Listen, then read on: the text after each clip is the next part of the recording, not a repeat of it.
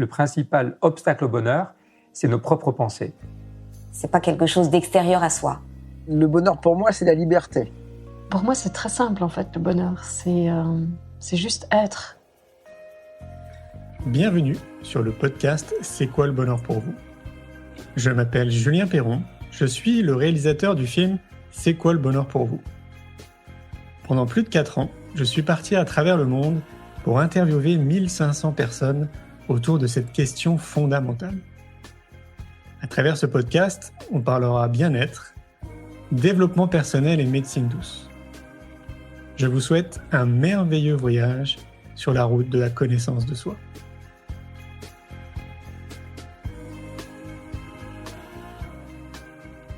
Aujourd'hui, j'ai le plaisir de recevoir Alexandre Jost. Alexandre est le créateur de la fabrique Spinoza.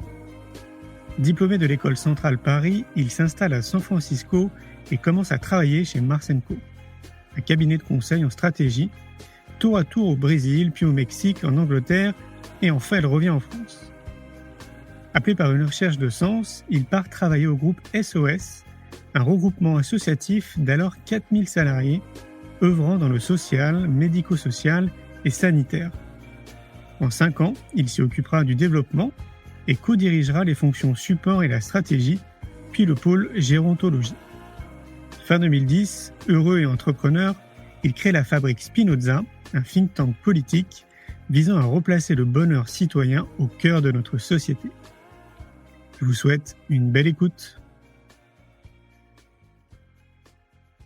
Aujourd'hui, on est à Paris dans le cadre de notre documentaire C'est quoi le bonheur pour vous ? Et donc, on vient parler du bonheur. Tu es l'un des spécialistes du bonheur, donc il était évident pour nous de te rencontrer. Alors, c'est quoi pour toi le bonheur ? Julien, pour moi, Julien, le bonheur, c'est 3 choses. On dit que le bonheur, il est d'abord hédonique. C'est le plaisir. Est-ce que dans ma vie, ces jours-ci, j'ai de la joie ou est-ce que j'ai plutôt de la colère, de l'enthousiasme ou de la tristesse ? Donc ça, c'est mon corps, sont mes émotions. Mais le bonheur, c'est aussi le bonheur qu'on appelle cognitif.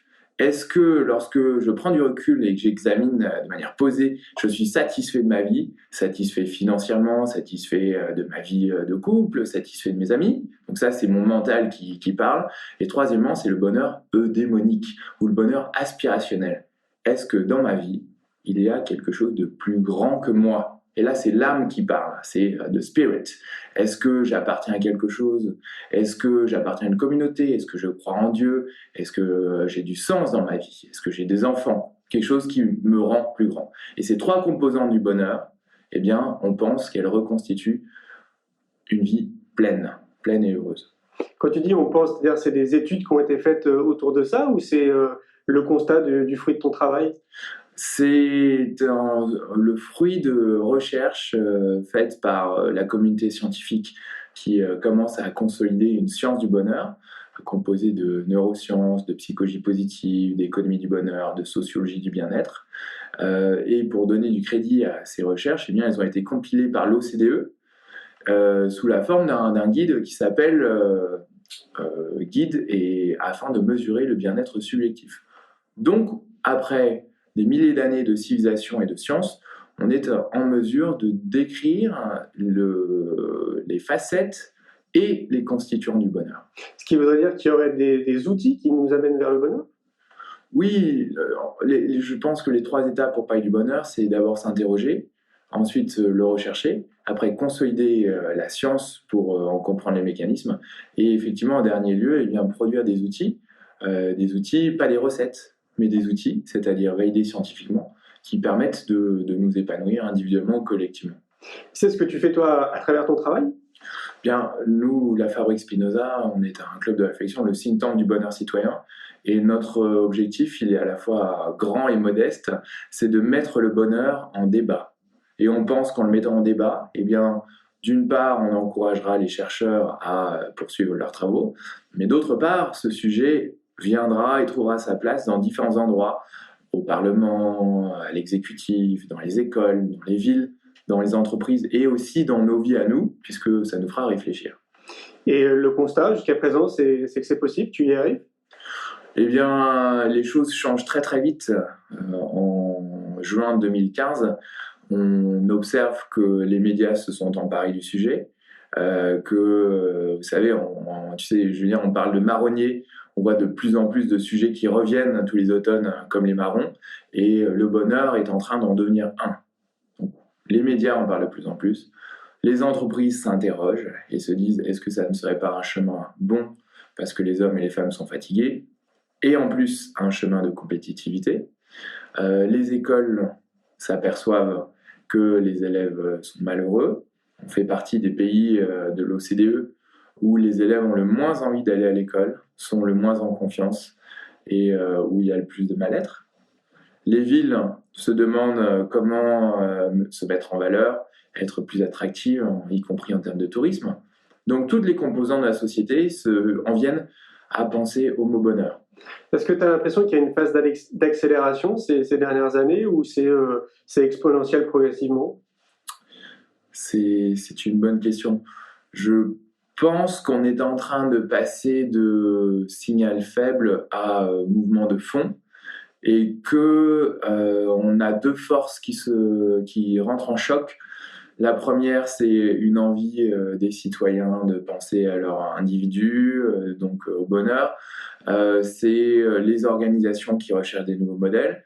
Et puis, on a d'autre part une force de résistance qui est notre scepticisme français, qui est notre goût de la critique et qui fait aussi notre force et qui nous invite à être très vigilants par rapport à un nouveau dada qui nous amènerait à une nouvelle philosophie grandiose et qui en fait n'est que mercantile. Donc c'est le choc de ces deux, un appétit d'un côté et une résistance de l'autre. On pense qu'aujourd'hui, eh bien, le schmilblick continue à avancer et que la réflexion se poursuit sur le bonheur citoyen. Mais on n'est pas à l'abri d'un mouvement réactionnaire qui dirait enfin bon, on va revenir à des vraies choses, la sécurité, les lois économiques, et puis le bonheur, arrêtez de nous embêter avec des ressucés New Age résurgentes au XXIe siècle. Tu veux dire que ça, c'est très français, quoi? C'est particulièrement français d'avoir une méfiance vis-à-vis des concepts. On est un pays du dualisme. On met en doute les choses. Donc, si je t'amène un nouveau concept qui n'est plus la liberté, l'égalité, la fraternité, mais qui est le bonheur, enfin nouveau, on s'entend, eh bien, ta réaction en tant que Français, ça sera de dire oui, mais avant même d'écouter. Donc, la réaction, c'est le bonheur citoyen. Oui, mais on va pas nous rendre heureux. Oui, mais il y a des choses plus importantes. Oui, mais quelle est votre intention? Oui, mais est-ce que c'est vraiment le but dans l'existence? Oui, mais je n'y crois pas. Bref, on va égrener toutes les raisons de ne pas s'emparer d'un sujet et de le faire avancer. Tu penses que toi, c'est le but de notre existence, que c'est une quête, le bonheur? Alors, les mots sont vraiment importants là-dessus. Notre vision à la Fabrique Spinoza, c'est de dire que le bonheur est une aspiration fondamentale, consciente ou inconsciente, de tout être humain. Ce sont les mots qu'on a choisis. C'est-à-dire qu'on ne parle pas de but, on ne parle pas d'objectif, on ne parle même pas de quête, mais plutôt un endroit vers lequel on tend, qui nous donne de l'énergie ou une envie, vers lequel on se tourne. Et parfois, de manière inconsciente, c'est Pascal qui nous dit que même quelqu'un qui se suicide, eh bien, cherche à être heureux, au sens où il cherche à être moins malheureux. Donc, c'est une inspiration et non pas une réflexion de chaque jour qui deviendrait obsessive, voire qui serait une injonction.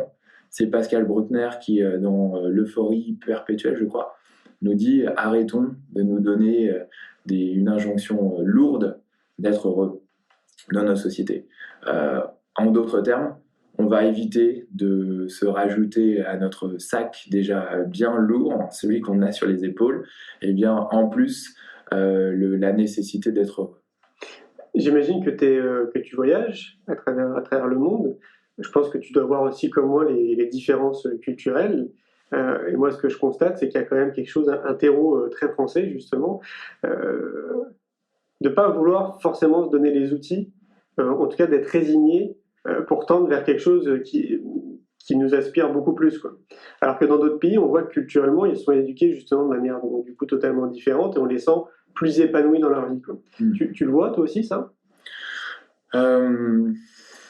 On observe pour comment dire, il y a cette chercheuse en économie du bonheur qui s'appelle Claudia Sénic, qui est une femme très, très en pointe à l'école d'économie de Paris. Et Claudia Sénic me dit il y a un pessimisme français qu'on peut objectiver parce que lorsque les conditions de vie objectives eh bien, sont les mêmes entre la France et un autre pays, eh bien, à condition égale, le français est moins heureux.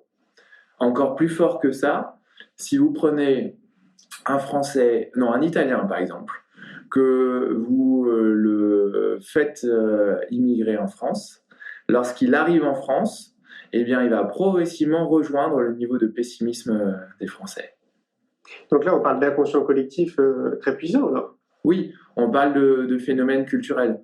On a amorcé une étude à la Fabrique Spinoza qui s'appelle la France morose, mauvais jeu de mots, morose et heureuse à la fois, et qui identifie un certain nombre de raisons. Alors il y a des raisons telles que c'est une attaque directe, Julien, les médias qui, à l'inverse de ton projet, vont mettre en avant une certaine morosité, une certaine négativité dans les informations. Il y a des causes qui sont plus profondes, hein, comme on parle d'ambivalence ou de relations complexes à l'État. Le mot, c'est la contre-dépendance à l'État. On a à la fois un État dont on exige une protection totale, tel un papa, et en même temps un État que l'on rejette comme privateur de liberté, nous assommant avec l'impôt, et donc un papa dont on veut se libérer.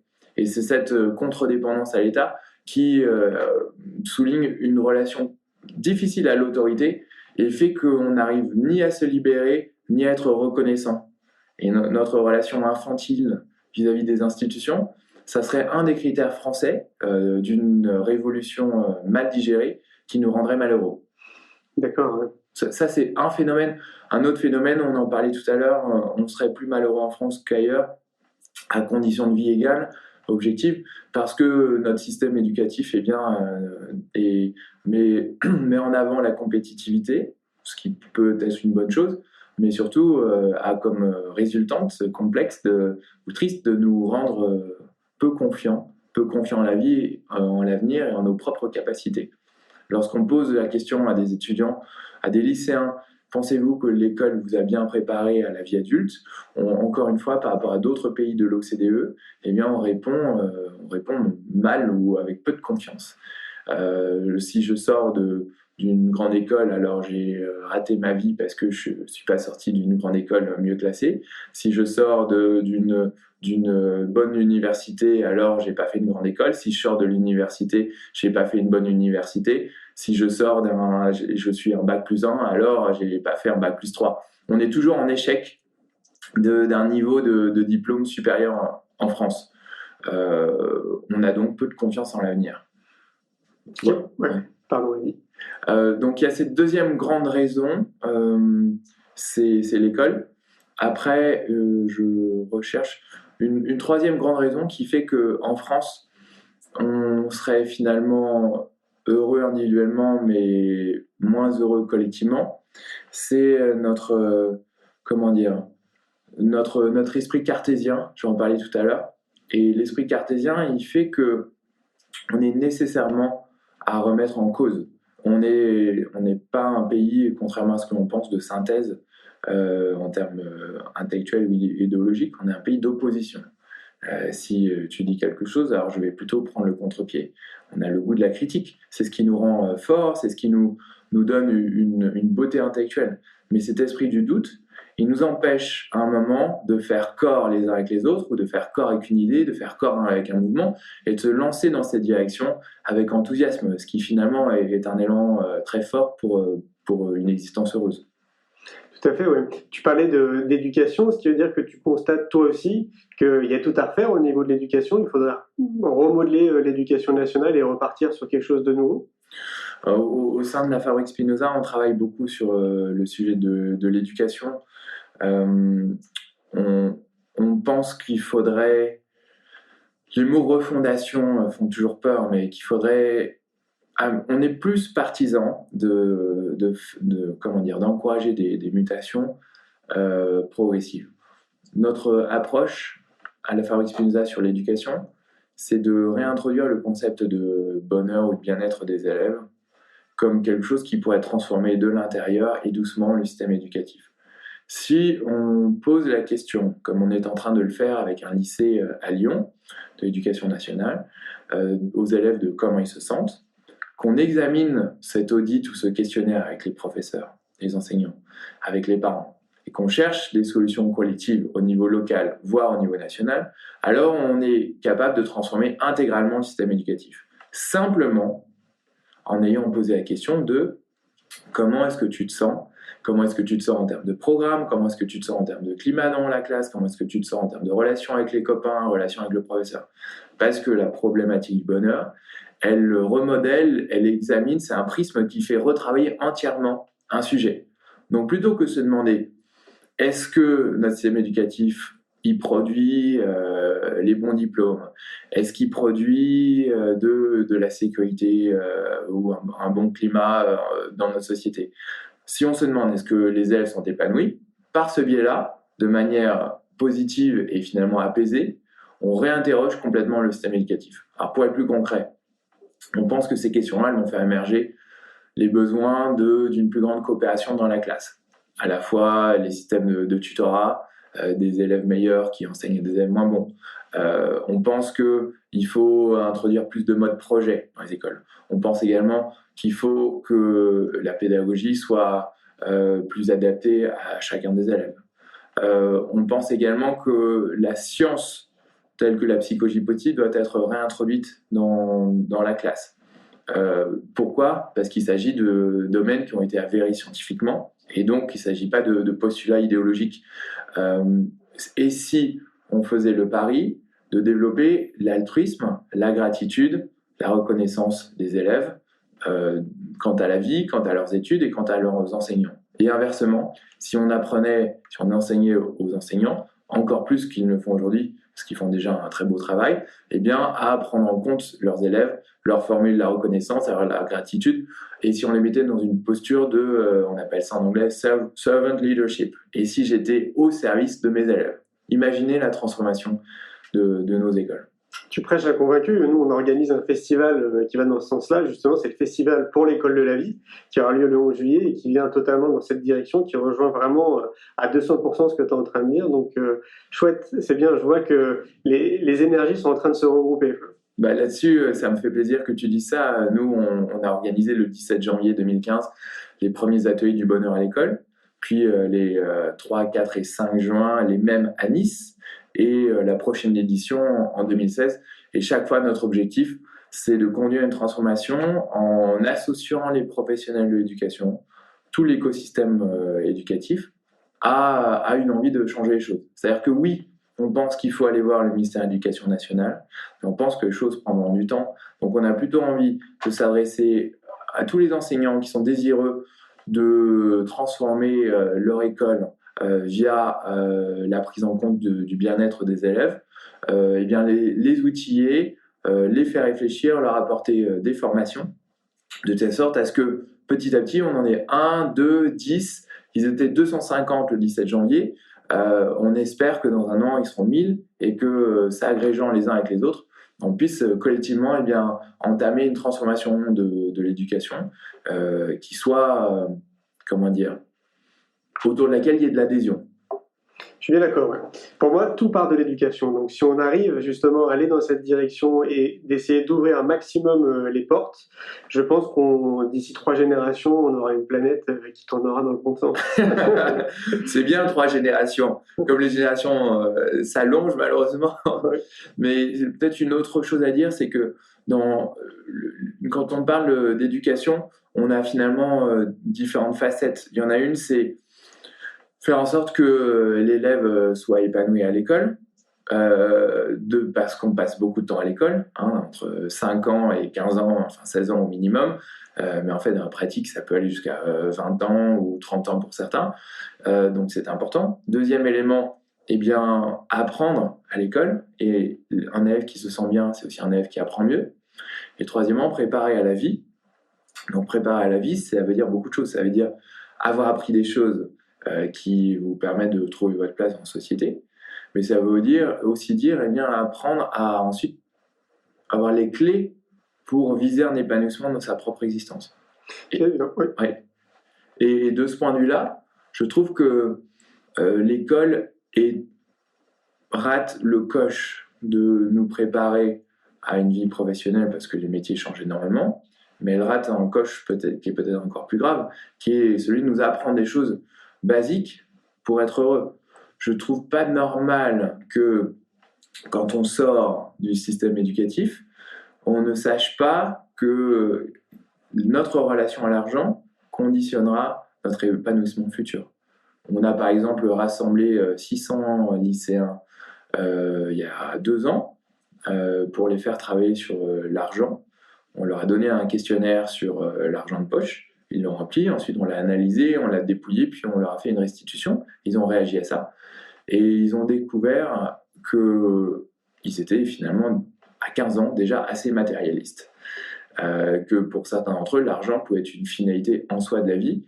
Et 15% d'entre eux étaient prêts pour gagner plus d'argent plus tard, sans qu'on leur dise combien ils gagnaient, mais ils en voulaient plus, eh bien, à être un requin, d'après leurs propres mots, renier leurs valeurs, se mettre en danger, prendre des risques. Voilà. Et pour autant, la recherche démontre qu'être matérialiste, c'est finalement diminuer ses chances d'être heureux, parce que, oui, l'argent, lorsqu'on en a plus, augmente les possibilités de son existence, mais peut devenir une focale ou une aspiration monomaniaque. Et les gens qui considèrent que l'argent peut rendre heureux, c'est ça la définition du matérialiste, sont finalement des gens qui sont moins heureux que les autres. Le simple fait de penser que l'argent est peut-être une finalité forte dans l'existence vous rend moins heureux parce qu'il vous fait regarder dans une certaine direction. Ce simple fait-là, qu'on peut exposer de manière plus simple à des étudiants, c'est extrêmement important. Parce que ça n'est pas dogmatique. On n'est pas en train de dire il ne faut pas gagner d'argent. On est juste en train de dire porter une attention à ce vers quoi vous tournez votre regard dans l'existence, parce que ça peut avoir un impact sur la manière dont vous vous épanouissez dans votre existence. Oui, c'est évident. Ouais. Il y a une question qui me vient à l'esprit, c'est qu'est-ce qui t'a amené, à un moment donné, à te dire moi, je vais créer mon activité autour du bonheur. Ouais. Je réfléchis toujours un petit instant avant de répondre à cette question. Il y a plusieurs réponses, mais j'avais envie d'être entrepreneur, j'avais envie de créer un projet, j'avais envie d'emmener des gens avec moi autour de ce projet. Et le sujet du bonheur était un sujet qui était sensible pour moi parce que je suis quelqu'un de très heureux et ça m'a toujours intrigué. Et puis j'ai pensé que ce sujet, il était amusant intellectuellement et que beaucoup de gens se joindraient à l'aventure. Et finalement, aujourd'hui, je parle de la Fabrique Spinoza de plein de manières, mais peut-être ma plus grande joie, c'est qu'on soit 250 citoyens actifs un peu partout en France et qu'on se sente animé d'un élan et que peut-être un jour ça devienne un mouvement politique au sens noble du terme. Enfin, non pas qu'il y ait de sens pas noble, mais non pas visant à prendre le pouvoir, mais visant à redéfinir une vision de la société. Je rêverais qu'on soit des milliers de personnes à considérer de manière explicite que le bonheur est une aspiration fondamentale et qu'à ce titre-là, on en parle, on organise des actions, qu'on le réintroduise localement dans nos villes, dans les politiques publiques, qu'on aille à des conseils de classe ou des conseils de parents d'élèves avec cette idée en tête et qu'on souhaite en parler. Finalement, qu'on soit nombreux à se dire à chaque instant est-ce que ce qui est en train de se tramer maintenant dans ma ville, mon école, ma politique, c'est quelque chose qui prend en compte le bonheur d'une manière ou d'une autre. Tu penses que c'est possible ? Tu connais la phrase, hein, une utopie, ça n'est pas quelque chose qui est impossible, mais quelque chose qui n'est pas encore réalisé. Je pense que les résistances sont fortes. Je pense qu'on est un pays dont les aspirations sont autour de concepts qui semblent plus purs comme la liberté, la démocratie, l'égalité, la fraternité. Toutes ces choses pour lesquelles on peut mourir, on peut donner sa vie, alors que le bonheur est quelque chose de magnifique, mais pas quelque chose pour lequel on meurt. Ça serait un peu absurde.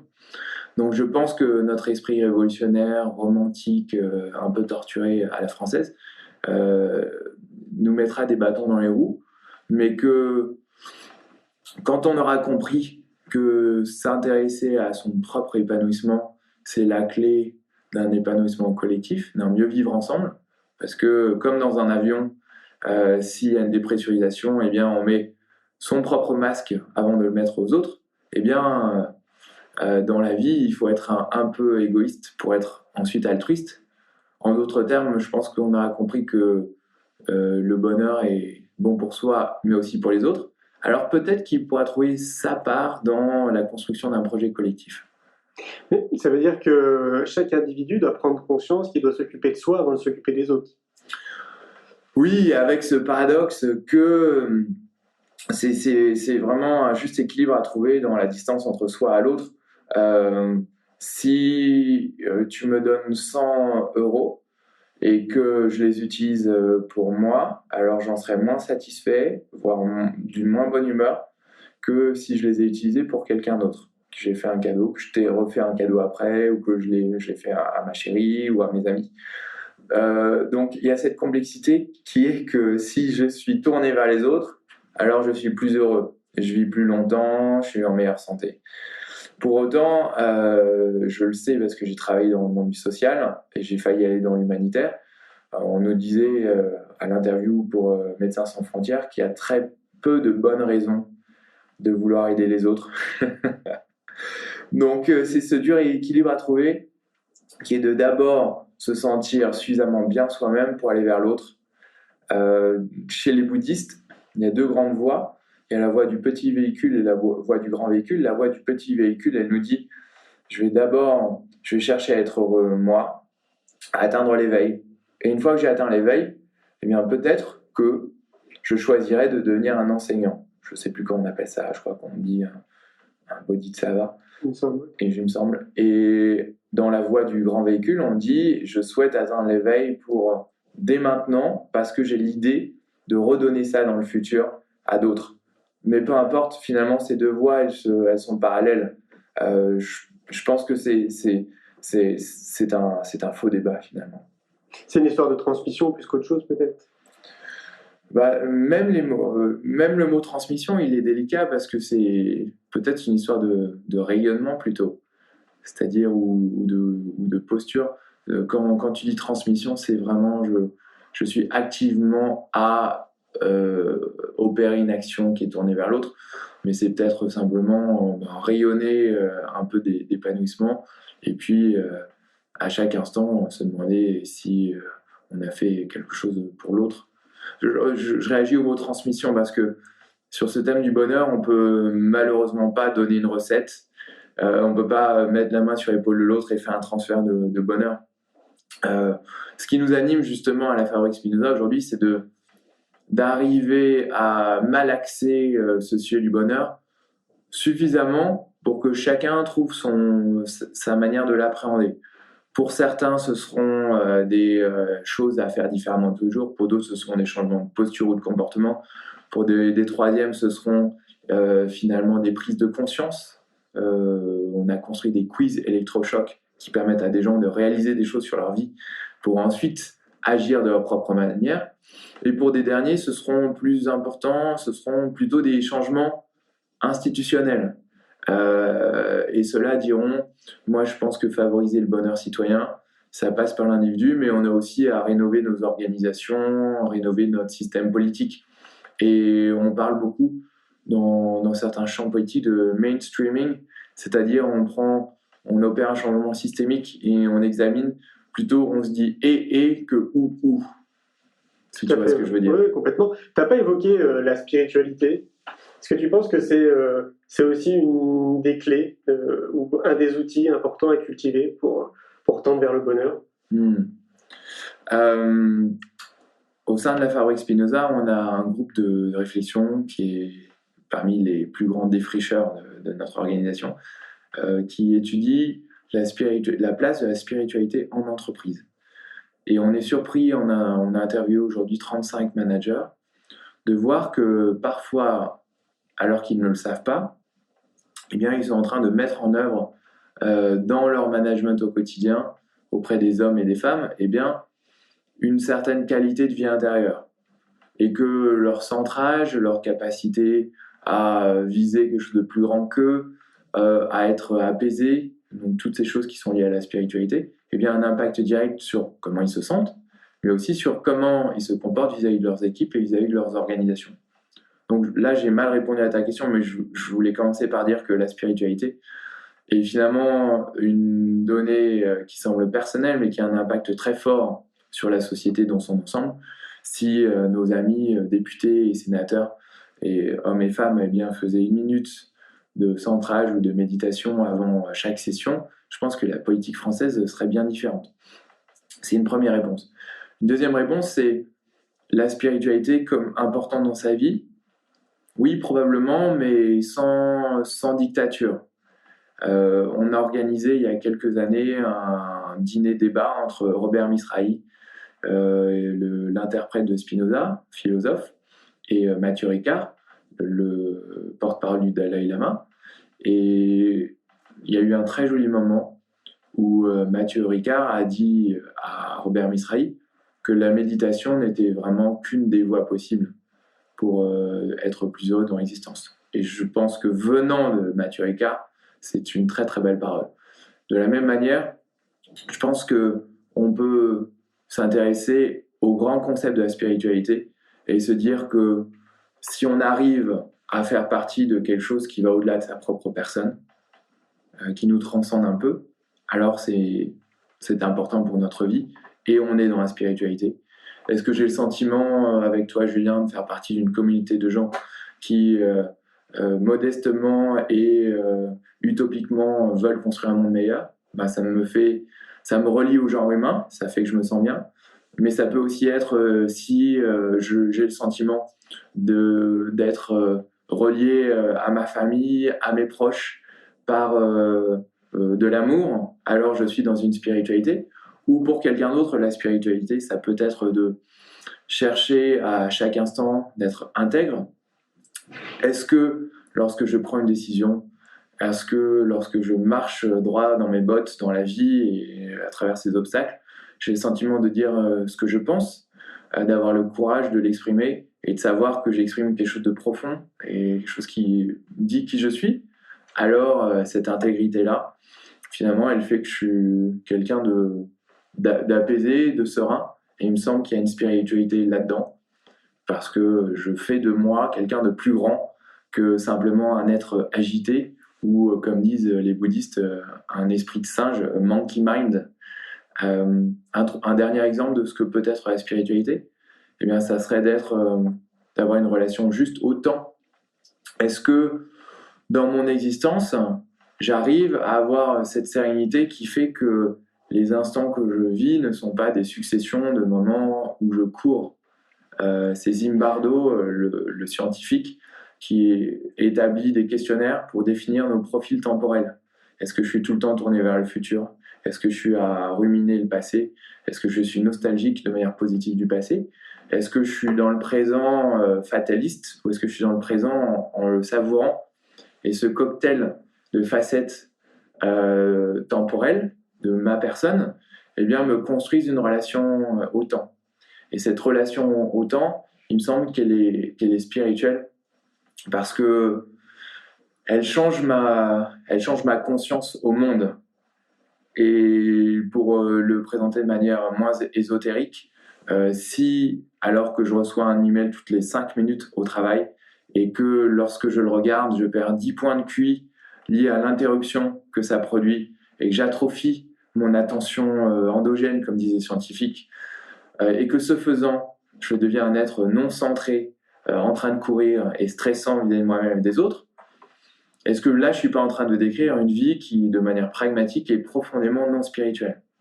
Donc, finalement, pour conclure, je pense que les différentes manières d'intégrer la spiritualité dans sa vie eh bien, peuvent trouver un écho chez chacun d'entre nous sans hérisser les poils de personnes qui seraient athées ou profondément religieuses. Donc oui, Tu prêches à convaincu. Est-ce qu'il y a une phrase, une citation qui te suit partout?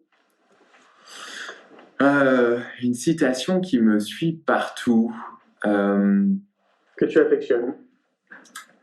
Écoute, après avoir parlé du fait d'être centré, je me sens très peu centré car il y en a une qui me vient à l'esprit, mais je ne sais pas si c'est celle qui représente ma pensée, mais je la trouve simple et belle. Spinoza dit « L'homme est un dieu pour l'homme ». Et je trouve que cette phrase, elle est puissante parce que, bon, elle est bien sûr un peu prométhéenne ou mégalo, hein, mais elle cherche à dire que dans une société complexe, évidemment, il faut chercher à transformer notre écosystème, à le faire évoluer positivement, mais en même temps, on a ce ressort intérieur qui fait qu'on est responsable et capable et puissant pour changer les choses pour nous-mêmes, mais aussi pour les autres. Et moi, je suis toujours un peu étonné de voir à quel point, comme je le disais tout à l'heure, eh bien, on se tourne vers des solutions qui sont externes. On se tourne vers l'État, on se tourne vers les institutions, on râle contre sa ville, alors que vous pourriez imaginer un monde dans lequel, lorsque un réverbère est en panne dans la rue, tu frapperais à la porte de 2 ou 3 voisins et puis tu irais acheter l'ampoule et tu la changerais toi-même. Ça paraît complètement punk comme idée. Et pour autant, ça serait un monde qui serait totalement différent. Symboliquement et symptomatiquement, ça serait un monde totalement différent. Bien, on s'est dit à la Fabrique Spinoza qu'il fallait non seulement convaincre, persuader, mais aussi outiller les hommes et les femmes en entreprise. On a donc créé 3 jours de transformation, 3 jours de formation en octobre à Paris, en octobre 2015, pour donner de l'énergie et faire passer des gens qui sont curieux en entreprise du concept de bonheur au travail à une étape où ils sont ambassadeurs, mais aussi puissants, outillés pour faire changer les choses dans leur organisation. Un premier jour sur le jeu au travail, comment je me sens moi, est-ce que je trouve du sens, est-ce que mon travail me nourrit, est-ce que je connais mon potentiel. Un deuxième jour, le tu au travail, est-ce que j'ai une relation bienveillante à l'autre, est-ce que je suis un manager positif, est-ce que j'arrive à résoudre les conflits. Et un troisième jour, c'est le nous au travail, et on examinera et on apprendra, on expérimentera des nouvelles formes de gouvernance dans les organisations. On est très ardent d'accueillir 120 personnes à cette occasion pour équiper peut-être des passeurs du bonheur au travail dans leur organisation, avec la petite idée derrière la tête que si en plus ça a aidé les entreprises à être plus performantes, ça serait extraordinaire. Merci pour tout ce que tu fais, Alexandre. On va suivre tout ça de très près.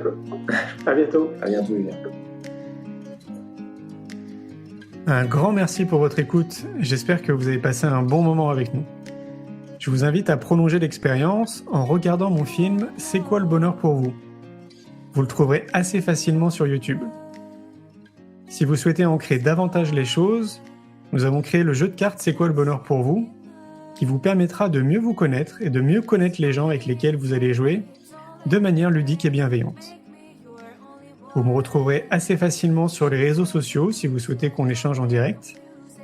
Et merci de nous laisser des messages ou des avis, des commentaires. Ça fait vraiment plaisir et je prendrai une grande joie à vous répondre. En attendant, je vous souhaite une très belle route et je vous retrouve maintenant la semaine prochaine pour un nouvel épisode du podcast « C'est quoi le bonheur pour vous ?»